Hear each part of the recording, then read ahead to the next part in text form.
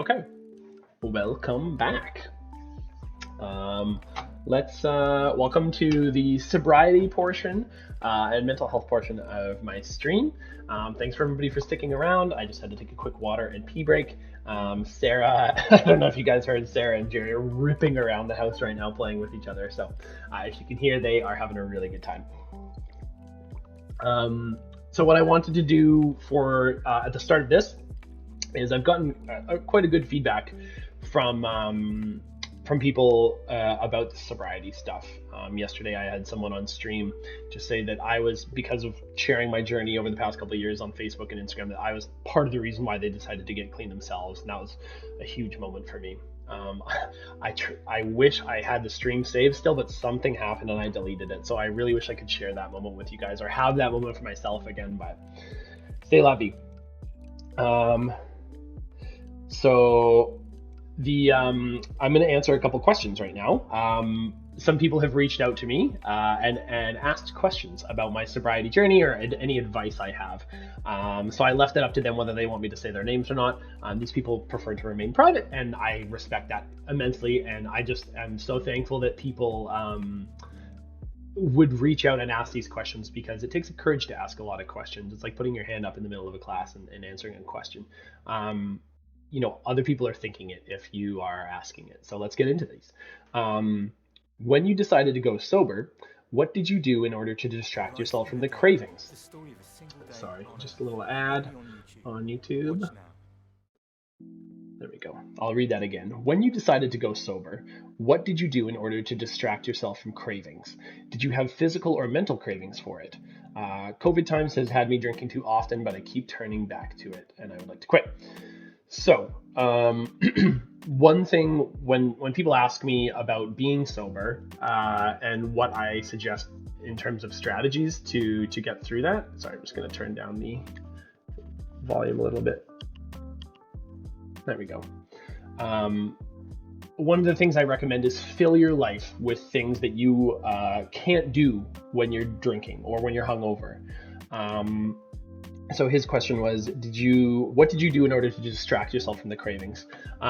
What I did is, when I decided to get sober, I had actually just recently broken up with my ex-girlfriend. I was living in the apartment that we were paying for together. I decided to move. So I packed up all of,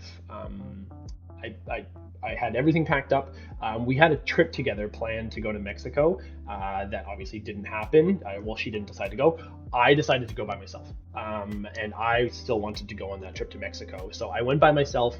I moved apartments. The move date was actually the same time as my trip to Mexico.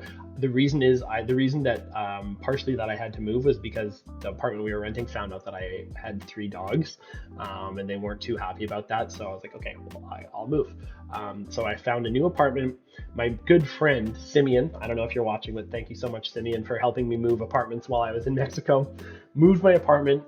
So when I came back from Mexico, in the 2 weeks in Mexico was completely dry. I just focused on working out, eating clean, reading books, and just being happy and healthy. When I came back, I had a new environment to start this new chapter with my life in. And the first thing I did when I got back is I went to Steve Nash, which is a gym. I got a 1-year membership. And then I booked personal training lessons. So that, for me, that was what I filled my life with to get myself away from the addictions for drinking, was fitness. And fitness is great because not only do you start looking better and feeling better, you can work out when you're hungover, but like, it's not ideal. It's not fun. So yeah, fill your things with, fill your life with things that you can't do when you're hungover or drunk. That was my biggest thing. I also found out that when you stop drinking, you have a lot of time for stuff. I was spending 3 to 4 hours a day in a bar plus working at a bar, or I was spending the entire day in bed being hungover, or the entire day drinking at my house alone or with a friend. And so once that's all gone, you have so much time to find out who the real you is and who you are underneath all of that being drunk. And for me, obviously video games was a huge passion of mine because A, it's reasonably cheap, B, it's very relaxing, and C, you can do it from home so you don't have to go out or do anything. So video games was a hobby I dived really hard back into. Another thing was Dungeons and Dragons. I decided I wanted to start a Dungeons and Dragons group, so I started researching how to play Dungeons and Dragons, and that became a massive hobby of mine as well. So between working out, video games, Dungeons and Dragons, as well as still working, I had a pretty full schedule, and I didn't have time to get drunk anymore. And that's when you start liking other things more than you do drinking. You just don't have a desire for it as much. So that was the first part of the question. Did you have physical or mental cravings for it? No. No, but with an asterisk. No, I didn't have physical or mental cravings for it because at that point I had hit my rock bottom and it was almost like a switch flipped in my head. Um, I was so done with drinking when like I tried so many times to get sober, and I would be sober for a week or 2 weeks, and I kept failing and I kept failing. That happened so many times, but eventually, by the time that it happened, I was so done that no, I didn't have any desire at all. There were times when I was nervous about it. Obviously, there's big events in anybody's lives where drinking is just part of what you do, like weddings or family gatherings or anything like that, hanging out with friends you haven't seen in a while, going on dates. God, that was, yeah, I did not have good luck with dating. I'll get into that a bit more when I talk about my path into sobriety. But I guess it wasn't a physical or mental craving myself. It's just society has a lot of times when you're supposed to drink, and it's really really difficult to not have a drink then. As I said, going on a date with a person who definitely like a first date, you're definitely going to get drunk with that person because that's how our society works. When I started trying to go on dates with people, they thought it was super weird that I wasn't drinking with them, and then even though they wanted to have a drink, they thought that maybe it would make me feel weird if they had a drink. So, yeah, definitely a lot of first dates. Not too many second ones until I met Sarah, of course. She was the only one that mattered. So no, yeah, that was that question. So thank you so much for asking that question. And I think I hope, if you're watching or you're gonna watch this later, truly, continue to ask me about advice about drinking. Let's get to the next question. I'm just gonna wait for this ad to skip. I gotta figure out a better way to get music going on my stream, but working at it. Next question: how many times did it take for you to quit? Thank you, Sirach604. I really appreciate that. If anybody's watching right now and you like what you're hearing, please give me a follow on Twitch or Twitter or Instagram or any of that. All of my social media is it's not on there. Anyways, it's Happy Dad TV for any of my Twitter, my Twitch, my Instagram, anything like that. So Happy Dad TV. Please give me a follow, and I'll make sure to have it up when I'm talking about this stuff later. Question: how many times did it take for you to quit? Too many. On my stream last night, I sort of left it off. I was talking about a moment when I walked into the bar I used to work at, and everyone was wearing shirts that said, "Let's get you Tommy drunk." And my blackout alcoholism had become so normalized by then, people thought it was okay to like make shirts with me passed out on a street on it. That's how like normalized it was. And that was the turning point. But that was like, I didn't quit anytime. I knew that it was something that I wanted to do at that point, but I didn't get to actually being sober for probably a couple of years after that.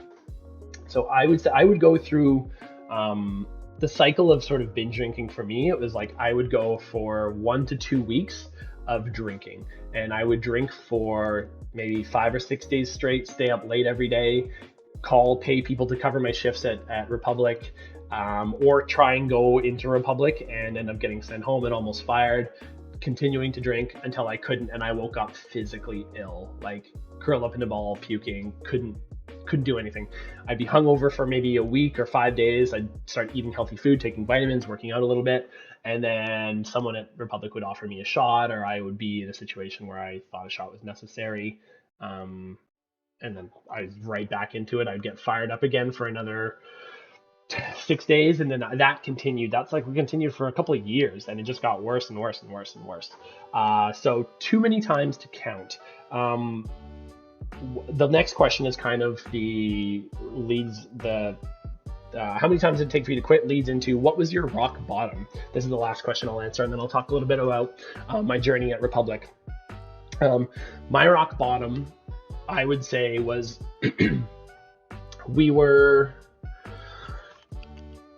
me and a friend, really good drinking buddies. He was sort of my partner in crime for all the times I wanted to get drunk. I would text him and we would get a bottle of Smirnoff vodka and party at any time of day or go to bars and bar hopping. And yeah, so we kind of used each other to whenever we wanted to get drunk. My rock bottom, we were sitting, there's a restaurant near where I used to live called the Back 40. And it was just a bar right near BC Place. And we had been partying all night, drinking all night, and we ran out of booze. And we were sitting in the parking lot of the Back 40, waiting for it to open at like 9 in the morning. Like we were there an hour early, sitting in the parking lot waiting for this place to open so we could get more booze because the liquor delivery service was closed and there was no liquor stores open. And I just kind of looked around and I was like, I don't want to do this anymore. I don't want to do this anymore. And that was truly, like, I would say my rock bottom moment for me was right there. That didn't mean that wasn't my last time drinking. I didn't just walk away from it right there, but that was when that change was in me and I knew it was going to happen soon. Yeah, so that was the point in my head when I knew that what I was doing was wrong, and I knew I had an addiction, and I knew I wanted to change. It again took me some time to change, which I'll get into as we talk more about my sobriety. But that was the rock bottom for me, and I just looked. I was broke. I had my credit cards were almost maxed out. I looked terrible, and I just wanted to change. And yeah, so that was my rock bottom. That was the 3 questions for today. Do you guys have any questions you wanted to ask me now on stream? I can continue answering questions if you guys want, or if not, then I can continue telling my story of my journey and relationship with alcoholism. So I'll give it a couple seconds in case anyone wants to ask any questions, and just have a sip of water.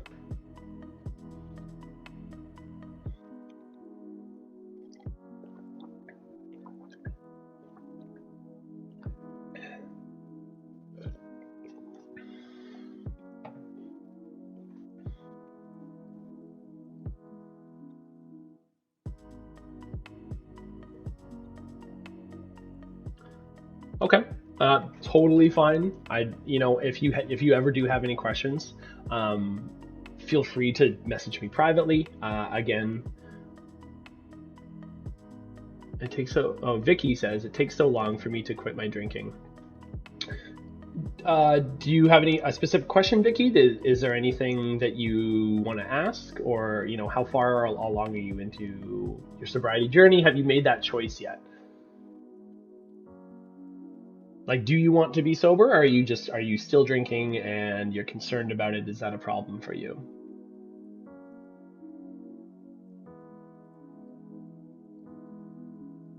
I think Vicky's stream is a little bit delayed, so the responses may be a little bit off, so I'll just give her a couple seconds.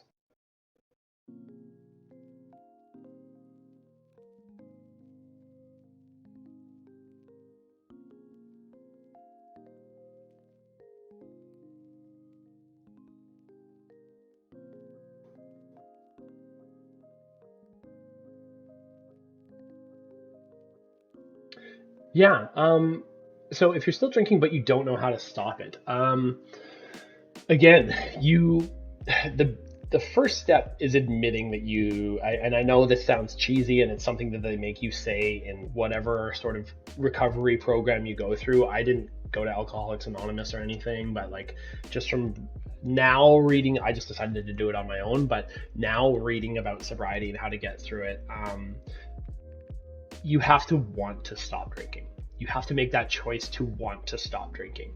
You have to say to yourself, like, how at the start of Alcoholics Anonymous meetings, they say you have to say your name and you have to say that you're an alcoholic or whatever you are. You're addicted to drugs or whatever. So you have to say, like, I can say, my name is Thomas and I was an alcoholic. I If you've never taken the time to look at yourself in the mirror and say that to yourself, then it's going to be very difficult to make that choice. And it's really hard to say that to yourself in the mirror. If any of you are considering stopping drinking or trying to be sober, try and say that to yourself in the mirror, because it's hard to admit that you have an issue with yourself. Generally, a lot of the negative talk that people have goes on in their heads, but to say it physically out loud makes it so much more real. So that would be my encouragement for you, Vicky, is to say that to yourself and admit that you have a problem. And after that, you can sort of start the process of not drinking. Yeah. Thank you for that question. I will tell a little bit. I know it's 9 o'clock already, so that was a great 20 minutes. But I want to I want to progress my story forward about my sobriety journey. So I'm going to keep talking. So my sobriety journey, we ended right at where I started working at Republic. So I was.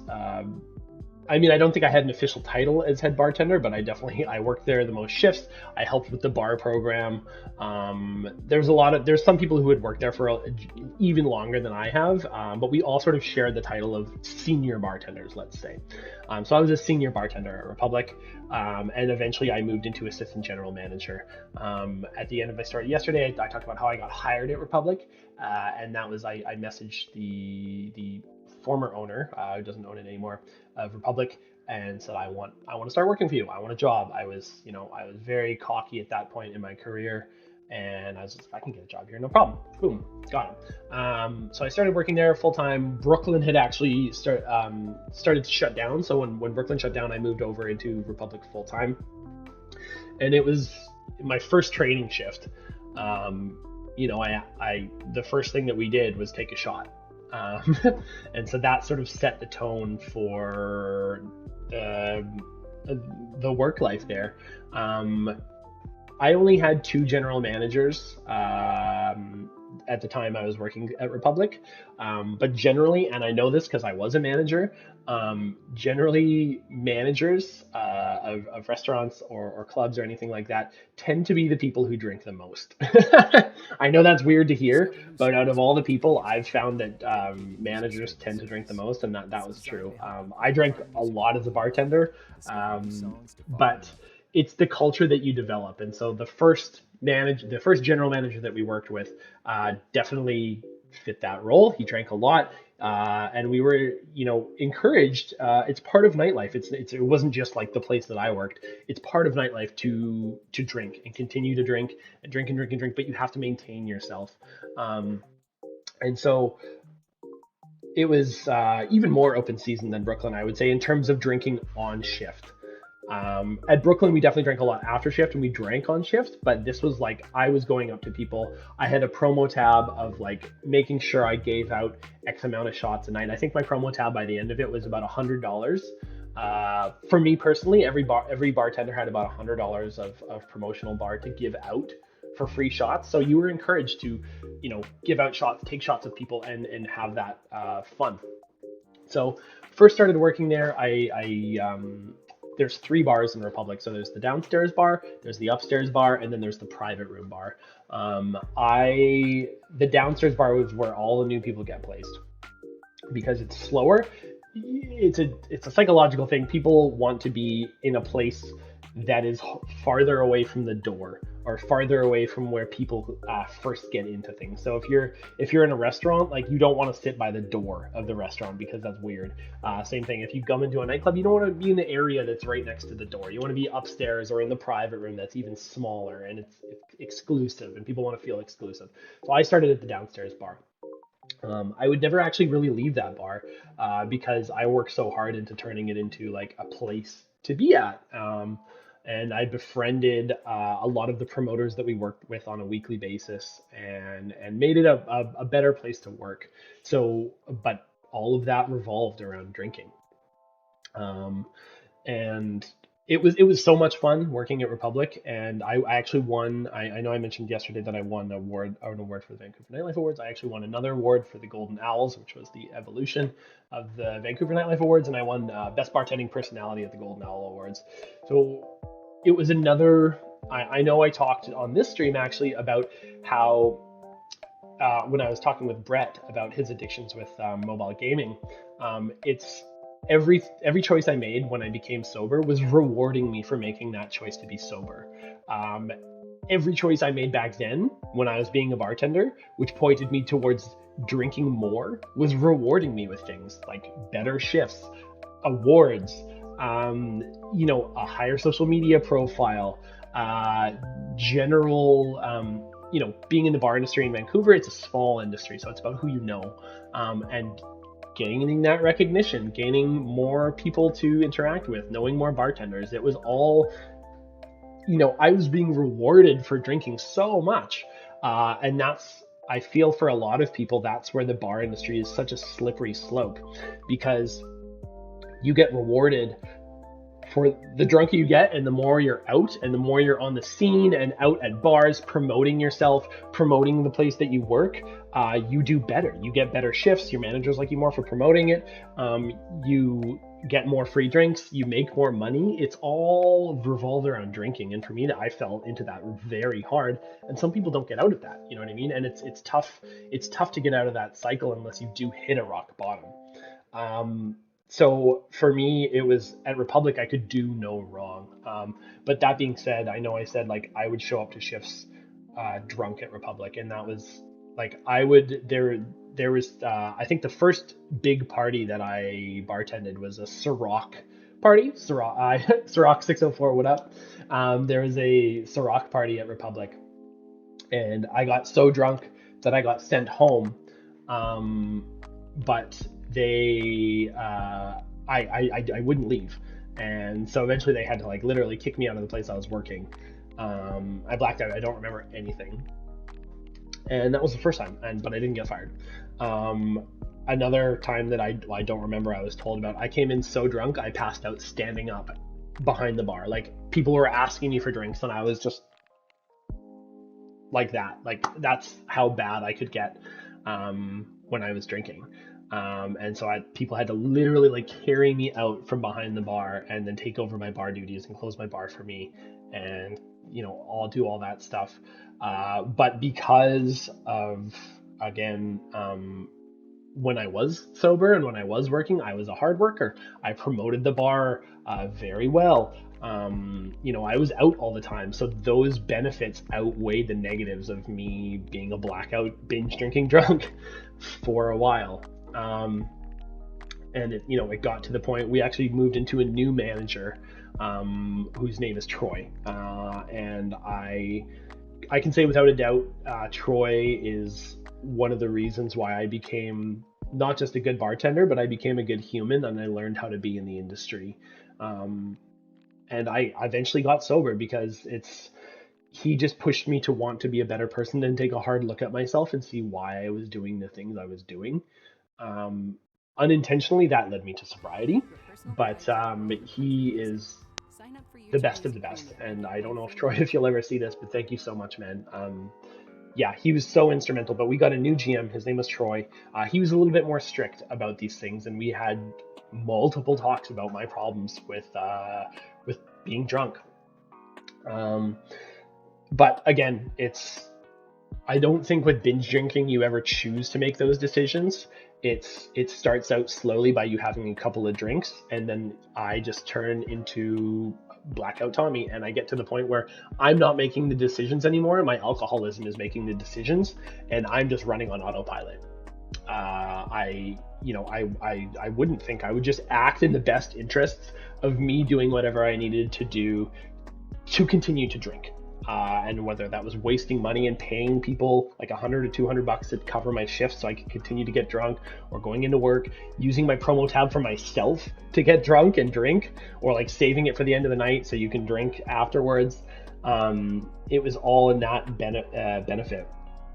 So I worked at Republic for 5 or 6 years, I think, and it had changed a lot in that time. It went from being insanely busy to slowly starting to slow down. Republic was a landmark, like, you know, one of the biggest nightclubs in Vancouver in terms of history and how long it's been around, the nights they've hosted and that, but eventually started to slow down.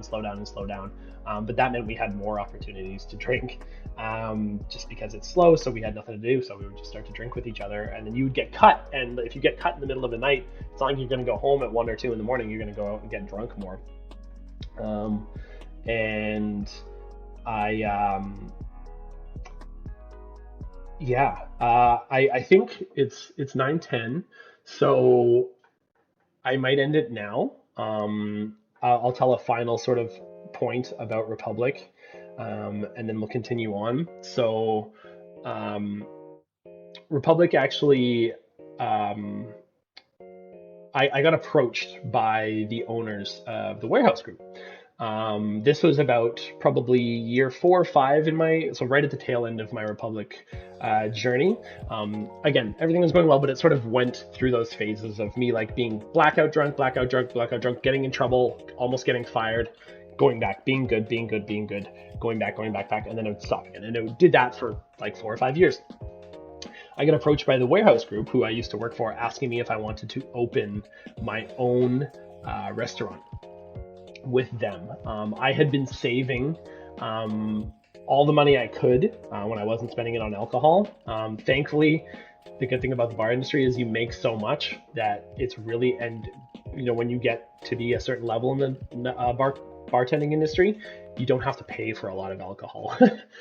Whether that's from your own job or for people buying you shots, it becomes a lot cheaper. So that money that you do have either gets spent on really stupid things, stupid clothes, just stupid purchases, or you can try and save it. So I had asked my dad to help me set up a savings account. So I had been saving some money to, I wanted to invest in Republic. I wanted to open a restaurant. I wanted to do something in the industry that I knew what I wanted to do.